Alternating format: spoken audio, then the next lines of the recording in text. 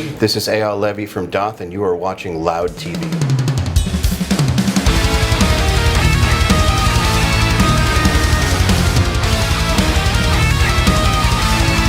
So, the Deceivers that just came out is actually our 5th album. And yeah, there was a long break, about 13 years actually. And it was originally supposed to be forever. At first, when we took the hiatus, I thought we would get back together in a year or two, and tried a few times, but it just wasn't working. And then at some point, maybe in 2015, I just decided it was over. It was done. But still, I still got the idea a few times over the years to maybe try, and I put some feelers out, and it wasn't working. But it still came up every few years. In the meantime, though, it's not as if we slowed down in music. Sean, he did his stuff with Chimera, he did Sinsanum, which he's still doing, the band with Joey Jordison, R.I.P. And I did production. I was at a studio called Audio Hammer for several years. I left in 2014 and started URM, Unstoppable Recording Machine. We're best known for our program Nail the Mix, and basically we're the world's biggest online school for rock and metal producers, and we also have Riff Hard, which is a guitar school for metal guitarists. And we have like the best metal bands and the best metal producers and the best metal guitar players all showing how they do what they do, and that's that took up the majority of my time over the years. But the idea never died for me with Dååth. Even when I thought it was over, it wasn't over in my head. Like, I still thought about it every single day, and people contacted me about it every single day. Like, every single day for over a decade, we had people asking us when we're coming back, when we're coming back, when we're coming back. So that made me feel like maybe I'm not crazy for thinking about it. Then in 2021, I hurt myself lifting weights, and I couldn't move. I went from lifting weights like 5 times a week and doing cardio 5 times a week to 0. And I think anybody that works out knows that the best thing about it is for the mental health.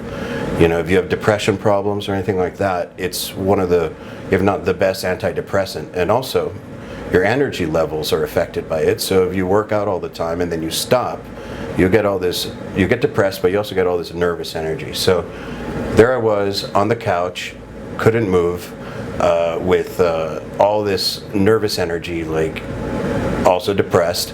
And I just figured, what can I do with all this energy? And why not try playing guitar? And because I'm not normal and I can't do anything casually, what started as, why don't I try guitar, to not feel like I'm losing my mind, became, now we're on tour a few years later and put out another album.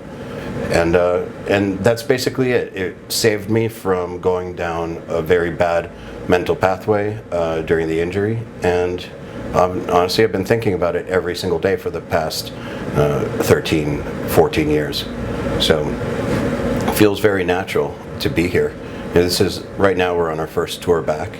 We've only played one show, and it didn't feel like that much time has passed. It just felt totally natural.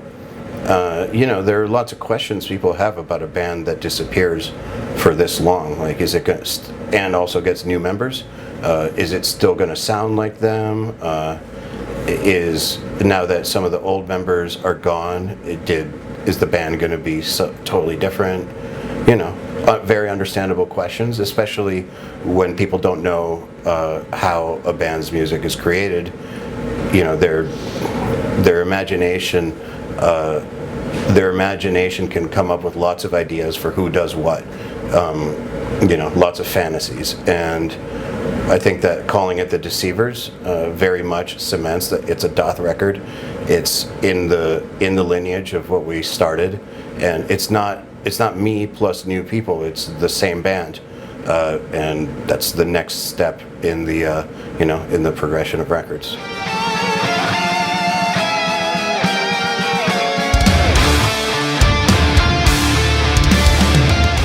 You know, through URM, we've worked with Jens Bogren a lot. Just for people who don't know, you should know. If you're watching this, you should know who Jens is. But you know, one of the best metal producers of all time. And you know, we've done a lot of stuff with him. And he was talking to me about this drummer that he's worked with, which is, he called him the most professional drummer he's ever worked with. And so I went and I checked him out, and I was like, wow, this guy's style is amazing. And Jens says he's the most professional drummer. I'm going to just keep that in mind for whatever. And I got in touch with him to see if we could do something for URM. But over time, as the idea to start the band came up, Sean and I just asked him if he would write songs with us. Yeah, that's it. We just asked him. Like, there was nothing more than, we love this guy's style. We think he'd be perfect. He's super professional, so let's see if he'll do 2 songs with us and go from there. And if it goes well, then we'll do an album. So we did 2 songs, No Rest, No End, Purified by Vengeance, and actually 3, in Silent Foray, which was the original batch of songs, and that got assigned to Metal Blade. And the agreement we made was, we'll do this, and whatever it means, that if it goes well, we'll do more. And we decided that getting a record deal for Metal Blade meant that it did well, so we made more, and here we are. Septic Flesh is on tour right now, so that's just reality, right?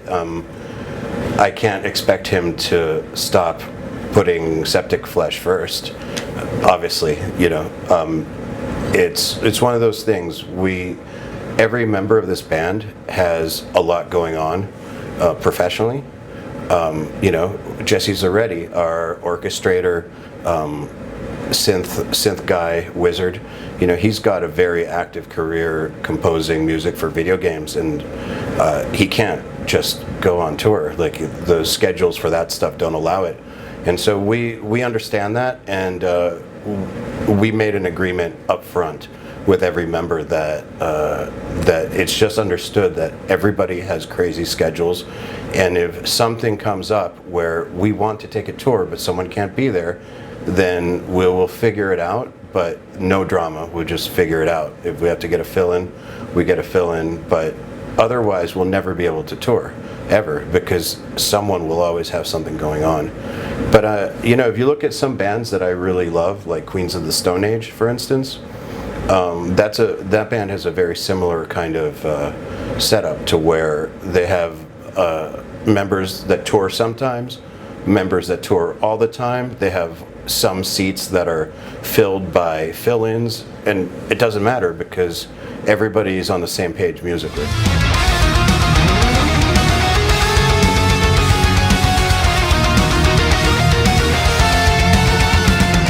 Yeah, I want to correct one thing. There's no keyboards on this album. Well, it's orchestrations and programming and sound design, but there's no actual like playing of a keyboard.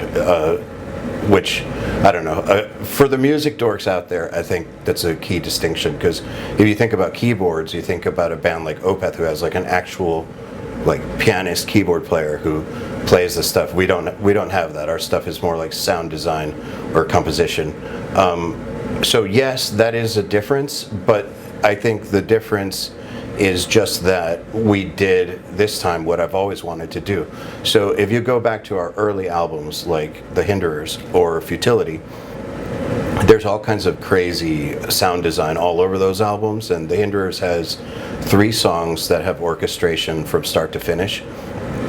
And then we stopped doing that quite as much because we wanted to focus on guitars. So, you know, The Concealers was very guitar oriented. And then the self-titled was more just like chaos. But the symphonic element was there from the beginning, and we decided this time to prioritize it. But it's always kind of been there. It's always been part of the sound. So I'm not orchestrating it, you know, Jesse's orchestrating it.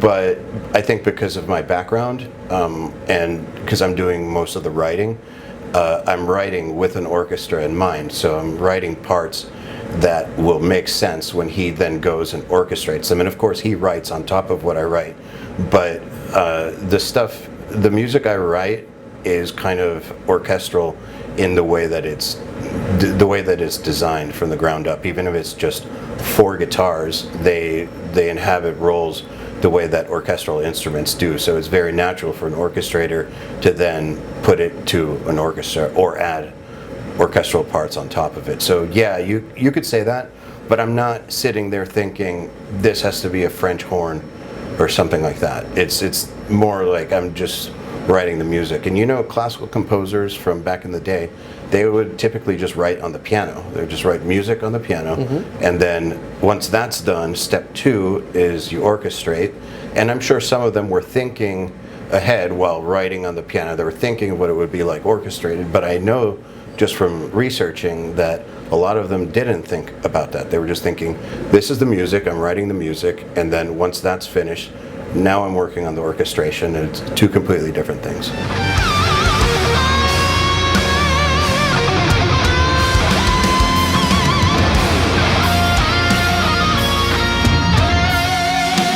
Yeah, amazing, right?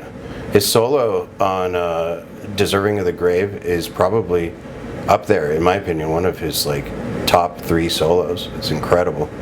He's so fucking good. It's insane.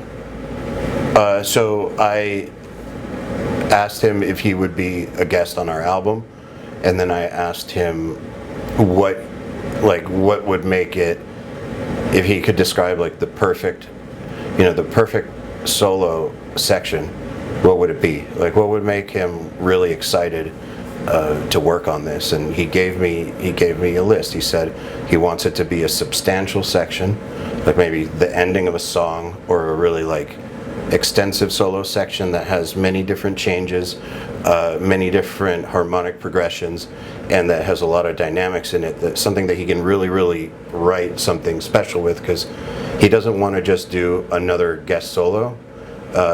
He wanted it to be meaningful musically if he was going to do it, because you know he gets asked to do guest solos all the time by like everybody, and so we wrote that part for him based on what he wanted. And I did that with all the guests actually, because I think that when you hear the Deceivers, it doesn't sound like we have a bunch of guests. Like, it just sounds like the songs.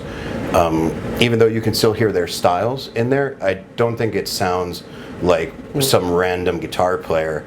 Sometimes when bands do collaborations, it's a little weird because it just doesn't sound like it fits, but I think that that's because sometimes people don't take the guest style into consideration. We built the parts for the guests so that it was playing to their strengths, and also both from like conversation of like, what do you like, you know, what are your 3 favorite solos that you've written that you're the proudest of? What kind of section do you feel most comfortable soloing over? What would get you excited? And you know, between the answers they gave us and then also listening to their music and analyzing it, we just built some solo sections that really worked. With people like that, I trust them 100%, right? So we wouldn't ask them if we didn't trust them, and we're asking them based on the fact that they are who they are. I don't mean like they are who they are in terms of being well known. I mean, they are who they are musically. You know, if you ask Jeff Loomis, you know what he brings to the table. So I didn't want to imagine what Jeff would do, because he can do. He's perfect at doing what he does. I feel like it would be kind of limiting if we brought in some amazing musician and then told them what to do. So I did not get any ideas in advance for what they should do. I just tried to build a section that they could work with.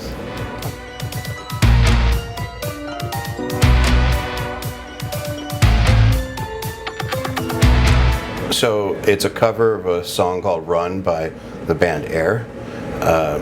It's mixed by, how do you pronounce his name, from Igor Gautier?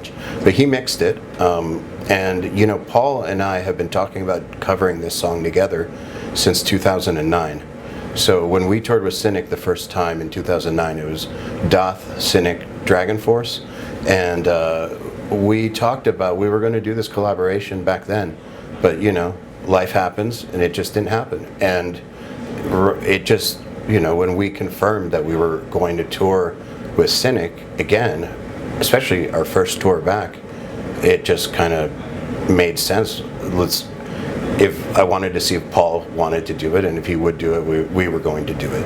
Because the idea, I still think the idea was a good one. Like the song, the original song is awesome, and I felt like we could still do it justice. And Paul wanted to, so once Paul says yes, there's no turning back. We figured, you know, Air is a French band, and it's a very different kind of song. Like our version is very weird. Like maybe he'd be perfect for it because you know, he's French, and so he knew the song, of course, and he's got a very unique view on music. It's only him, and so yeah, it was perfect choice. That's why we picked him, because if you pick just a normal metal producer, even if they're amazing, and you give them something like this song,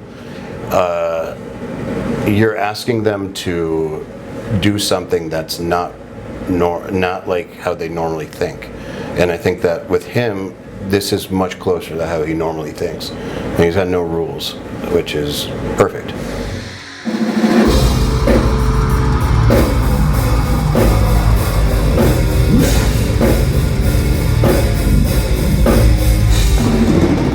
So yeah, this tour, and hopefully a US tour coming up soon.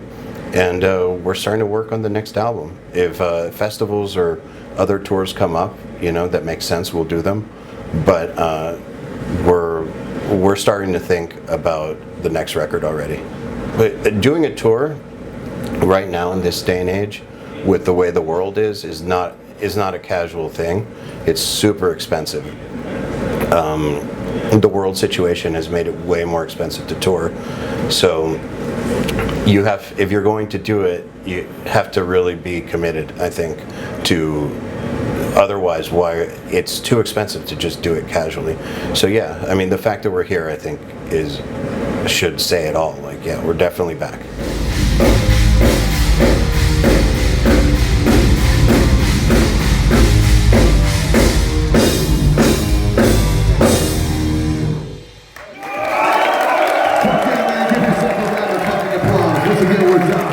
Thank you so fucking much.